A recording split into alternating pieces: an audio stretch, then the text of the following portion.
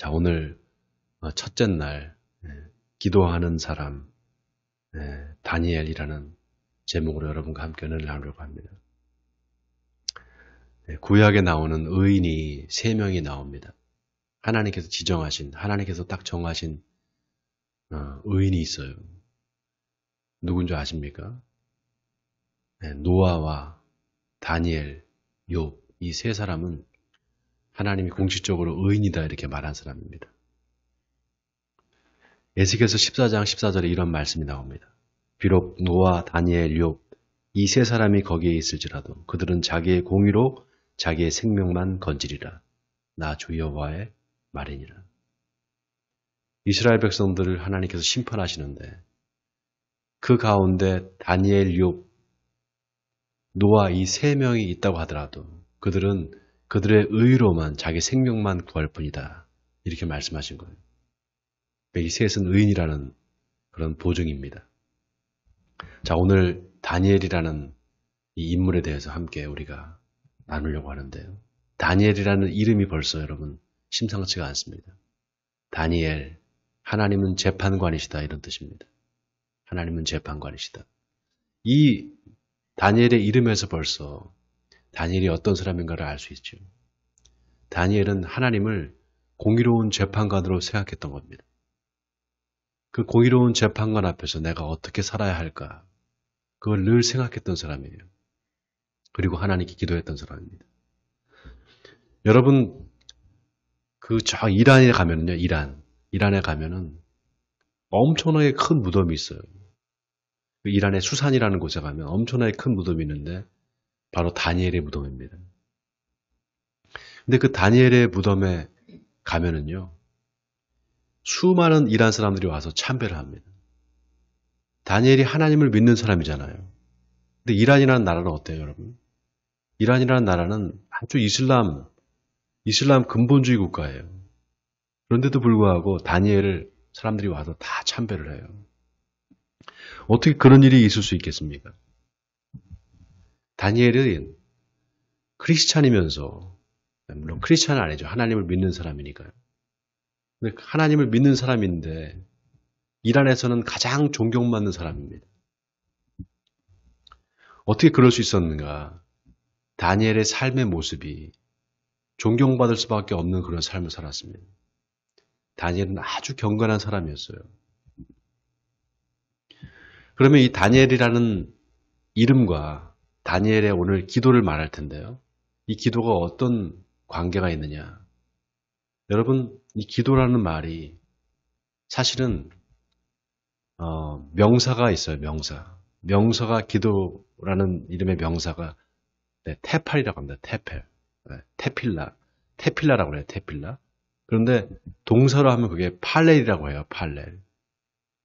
근데 이 팔렐이라는 동사가 그러면 기도하다라는 뜻이잖아요. 그렇게 돼야 되잖아요. 근데 그렇지가 않아요. 팔렐이라는 동사의 뜻은 판단하다, 정죄하다, 그 다음에 평가하다 이런 뜻을 갖고 있습니다. 그러니까 판단하다, 정죄하다 다 이게 법률 용어거든요. 누구 앞에서 판단을 하는 건가? 바로 재판장이신 하나님 앞에서 자기 자신을 판단하고 정죄하고 평가하는 거. 이게 바로 기도라는 거예요. 여러분, 기도의 본질이 바로 그겁니다. 하나님 앞에서 내가 누구인지, 내가 어떤 사람인지를 판단하는 거. 그게 바로 기도예요. 오늘 다니엘이라는 이름과 서로 연관이 되죠. 여러분, 그래서 우리가 기도를 할 때, 우리가 기도를 보통 그렇게 생각하잖아요. 하나님 앞에 내 소원을 아뢰고, 그래서 그거를 얻어내는 거를 기도라고 생각합니다. 하나님을 설득시켜서 내 의견을 관철시키면 하나님께 응답을 받는다. 이렇게 생각하잖아요. 근데 기도의 본질은 그런 게 아니에요. 하나님 앞에서 내 자신이 누구인지를 평가하는 겁니다. 바로 내가 하나님 앞에서 어떤 사람인가, 하나님이 나를 선택하시고 나에게 복주시기로 약속한 바로 내가 그런 사람이지. 이거를 다시 한번 재확인하는 것. 그게 기도입니다. 그래서 기도라는 말이 언제 처음 나오는가 하면요. 창세기 20장에 처음 나와요. 창세기 20장에 보면 아브라함이 사라와 함께 그랄이라는 곳에 내려갑니다. 그 그랄에 왕이 있어요. 아비멜렉이라는 왕이 있습니다. 근데 아브라함이 자기 아내가 너무 예쁘다 보니까 그랄에 내려가서 잘못하면 자기가 죽을 것 같은 거예요. 자기를 죽이고 자기 아내를 취할 것 같아서 여동생이라고 속입니다. 근데 그랄 왕 아비멜렉이 사라가 너무 예쁘잖아요. 그래서 취해서 자기 첩을 삼으려고 해요. 동침하려고 합니다. 근데 그날 밤에 하나님이 나타나셔요. 꿈에. 그래서 그 여자한테 절대로 손을 대면 안 된다. 돌려보내줘라 이렇게 말합니다. 그러면서 뭐라고 하냐면 남편이 있는 여자다 그래요. 그리고 그 남편은 선지자다 이렇게 말합니다. 그러니까 아비멜렉이 당황해가지고 아니 남편이 있는 여자인지는 날 몰랐습니다. 만약에 내가 알았다면 어떻게 그랬겠습니까? 그러니까 하나님께서 다시 나타나셔서 내가 그래서 너한테 미리 알려주는 거 아니냐. 빨리 다시 돌려보내줘라. 돌려보내주면 그 남편인 선지자가 너를 위해서 기도해 줄 거다 이렇게 말합니다. 그때 기도라는 말이 처음 나와요. 아비멜렉이 아침에 일어나서 아브라함을 불러서 너 왜 나한테 그렇게 거짓말했느냐 물어봅니다. 아브라함이 이만저만해서 내가 당신한테 거짓말했습니다. 그러나 사실 자기 여동생이 사촌 여동생이 맞잖아요. 그렇게 말을 합니다. 그랬더니 아비멜렉이 은 1000개를 주면서 이걸 가지고 가라 라고 합니다. 아브라함이 그때 아비멜렉을 위해서 기도를 합니다. 성경에 보면 아비멜렉을 위해서 기도할 때 하나님께서 그 아비멜렉의 가문에 태를 열어주셔서 아들을 낳게 하셨다. 이렇게 나와 있습니다. 그러니까 아비멜렉을 위해서 아브라함이 기도한 거 그게 최초의 기도입니다. 여러분 그게 왜 하나님 앞에서 자기 자신을 판단한 게 됐을까요? 여러분 생각해 보세요. 아브라함은 하나님한테 축복받은 사람이에요. 하나님께서 약속하셨잖아요. 너는 복의 통로가 될 거야. 너는 복이 될지라 약속했는데 그 약속을 까맣게 잊어버리고 자기 아내를 자기 동생이라고 속였어. 어쩌면 자기 아내가 그렇게 해서 정말 그 아비멜렉의 첩이 될 뻔한 그런 위험한 짓을 한 거예요. 그만큼 아브라함의 믿음이 없었던 겁니다. 그거를 아비멜렉이 다시금 깨우치지 않았겠습니까? 야, 아브라함아, 하나님께서 내 꿈에 나타나셔서 너를 위해서, 너가 나를 위해서 기도해 줄 거란다. 이렇게 말하지 않았겠습니까? 그때 아브라함이 하나님 앞에 어떤 기도를 했을까요? 하나님, 내가 어떤 사람이었는지를 내가 까맣게 잊어버렸군요. 나는 하나님이 축복하시기로 작정하신 그런 축복의 사람인데 내가 이렇게 실수를 했군요. 하나님 앞에 회개하지 않았겠어요? 바로 하나님 앞에서 내 자신을 평가하고 판단한 겁니다. 여러분, 이 다니엘이 그런 하나님은 재판관이시다라는 그 이름 속에 그 놀라운 비밀이 숨겨져 있어요. 기도의 본질이 바로 숨겨져 있습니다. 이 다니엘이 오늘 본문에 보면 이 다리오 왕 시절에 하나님 앞에서 아주 경건한 삶을 계속해서 살아갑니다. 다니엘이 여러분 놀라운 게 바빌론의 그 느부갓네살 왕에 의해서 포로로 붙잡혀 오잖아요. 그 포로로 붙잡혀 온 다음에 다니엘이 그 느부갓네살 왕 밑에 아주 충성된 신하가 됩니다. 그러고 난 다음에 왕조가 한번 바뀌어요. 메대 파사 이렇게 2번 바뀝니다. 근데 2번 바뀔 동안 이 다니엘이 거기서 물러나거나 쫓겨나진 않습니다. 여러분 생각해 보세요. 정권이 바뀌면은 보통 감옥에 가거나 아니면 그 자리에서 물러나야 되잖아요. 다니엘은 왕조가 3번 바뀔 때까지 계속 총리를 했어요. 그만큼 다니엘의 삶이 완벽했던 겁니다. 그러다 보니까 정적이 생기지 않았겠어요? 다리오 왕 시절에 다니엘을 싫어하는 사람들이 생깁니다. 다니엘을 죽이려고 해요. 그래서 트집을 잡는데 도저히 트집을 잡을 수가 없는 거예요. 그래서 안 되겠다 해서 다리오 왕을 찾아가서 한 가지 꾀를 냅니다. 앞으로 30일 동안 누구에게든지 신에게든지 어떤 사람에게든 절하는 사람이 있으면 그 사람을 사자굴에 집어넣자고. 그거를 조서를 만들어서 왕의 도장을 찍게 해서 전국에다 다 반포를 합니다. 다니엘이 그 사실을 알면서도 예전과 똑같이 자기 방에 올라가서 창문을 열고 예루살렘을 향해서 3번 하나님 앞에 기도를 합니다.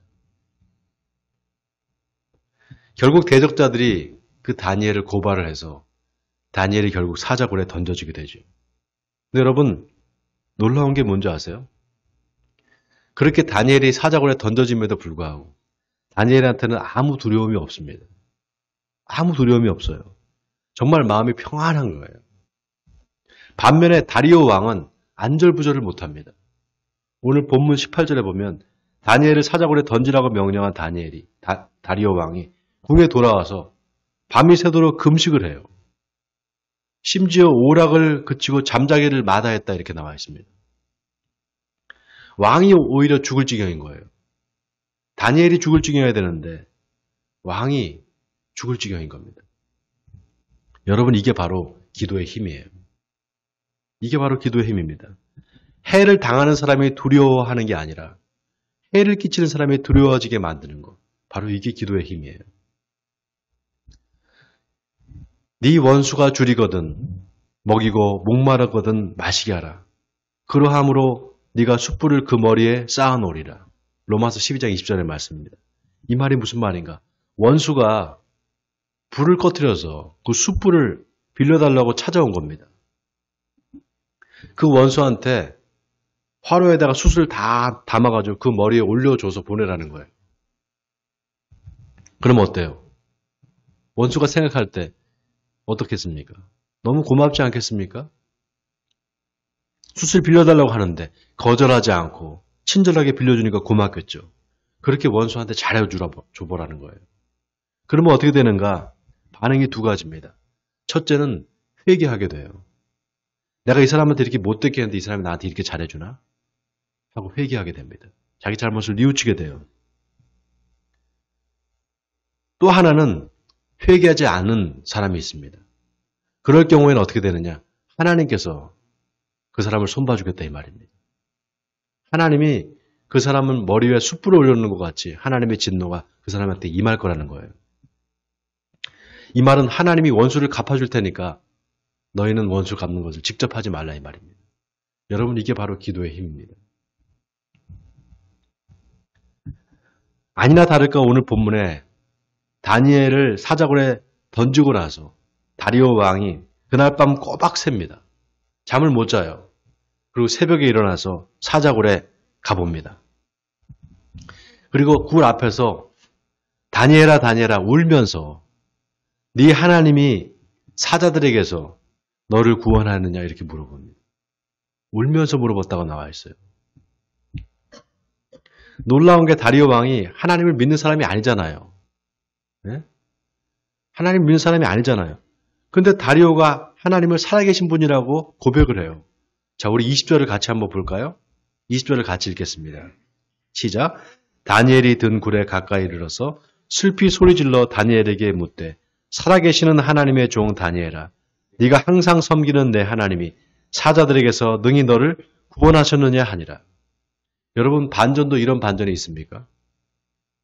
완전히 주객이 전도되는 거잖아요. 다니엘이 다리오 왕한테 왕이여 원하건대 왕은 만수무강하옵소서 이렇게 말합니다. 여러분, 다니엘이 한 이 멘트를 다리오 왕이 들었을 때 마음이 어땠을까요? 네? 야, 다니엘이야말로 정말 충신이구나 이렇게 생각하지 않았겠어요? 자, 그 반대로 다니엘을 참소한 사람은 어떻게 생각할까요? 이놈들 아주 간신 중에 간신들이구나 이렇게 생각하지 않았겠습니까? 여러분, 말 한마디가 이렇게 중요합니다. 그런데 그 상황에서 다니엘이 누굴 원망하거나 공격하지도 않아요. 22절을 보세요. 나의 하나님이 이미 그의 천사를 보내어 사자들의 입을 봉하셨으므로 사자들이 나를 상해하지 못하였사오니 이는 나의 무죄함이 그 앞에 명백하오며 또 왕이여 나는 왕에게도 해를 끼치지 아니하였나이다 하니라. 정말 다니엘의 말 한마디 한마디가 얼마나 지혜롭습니까? 누구도 참소하지 않고 정죄하지 않아요. 오직 하나님과 자신의 관계만을 말합니다. 하나님께서 나를 도와주셨다고. 하나님이 하신 거라고 모든 공을 하나님께 돌려드립니다. 그리고 하나님 앞에서 자신의 무죄함을 이야기하는 거예요. 하나님 앞에서 내가 누군지를 판단하고 평가하는 겁니다. 다리오 왕이 다니엘이 살아있는 걸 알고로 얼마나 기뻐하는 줄 몰라요. 기뻐서 어쩔 줄을 몰라 합니다. 다 같이 23절 읽어보겠습니다. 시작. 왕이 심히 기뻐서 명하여 다니엘을 굴에서 올리라 하매 그들이 다니엘을 굴에서 올린즉 그의 몸이 조금도 상하지 아니하였으니 이는 그가 자기 하나님을 믿음이었더라. 여러분, 이 마지막 말, 이는 그가 자기 하나님을 믿음이었더라. 이 말이 참 감동적입니다. 여러분, 믿음이라는 게 얼마나 대단한지 몰라요. 사자굴에 던져서 죽을 수도 있는데 감사의 기도를 할 수 있다는 거. 여러분, 이게 얼마나 대단한 겁니까? 여러분, 성경에 보면 다니엘이 하나님 앞에 기도하고 감사했다고 나와 있어요. 사자굴에 던져질 거를 알면서도 하나님 앞에 기도하고 하루에 3번 기도하면서 하나님 앞에 감사했다는 거예요. 뭘 감사했을까요? 예? 하나님 앞에 뭘 감사했을까요? 감사의 내용이 뭐였을까요? 이제 앞으로 잡혀가서 사자굴에 던져지게 될 텐데 뭘 감사했을까요? 하나님이 나를 지켜주실 거를 내가 믿습니다. 이렇게 감사한 겁니다. 여러분, 감사의 기도는 하나님과 나와의 관계에서 내가 어떤 사람인가를 판단할 때 그 감사의 기도가 나옵니다. 하나님, 내가 어떤 사람입니까? 하나님이 나에게 복 주시기로 약속한 사람 아닙니까? 이렇게 자기 자신을 하나님 앞에 판단했을 때 감사의 기도가 나오는 거예요. 감사의 기도는 그냥 나오지 않습니다. 그리고 하나님은 감사의 기도를 반드시 응답해 주십니다. 여러분, 다니엘의 기도를 우리가 배워야 됩니다. 다니엘은 하나님 앞에서 내가 누군지를 분명히 확인했습니다. 언제나 하나님 앞에 기도할 때 내가 누구인지를 알고 기도했어요. 이거는 하나님과의 친밀한 관계가 전제되지 않으면 안 되는 일이에요. 다시 말해서 하나님과 계속적인 관계, 친밀한 관계를 유지했던 겁니다. 바로 경건한 삶을 통해서, 하나님 앞에 기도하는 삶을 통해서 다니엘과 하나님의 관계가 그런 관계였던 거예요. 바라기는 여러분의 기도가 하나님 앞에서 내가 누구인지를 확인하는 기도가 되길 바랍니다. 내가 누구인지를 판단하고 내가 누구인지를 평가하는 기도를, 그래서 하나님 앞에 감사하는 기도를 드리시는 저와 여러분 되시길 바랍니다. 그래서 오늘 하루도 기도로 승리하시는 우리 에베네셀 교회 성도님들이 되시기를 주님의 이름으로 간절히 축원드립니다.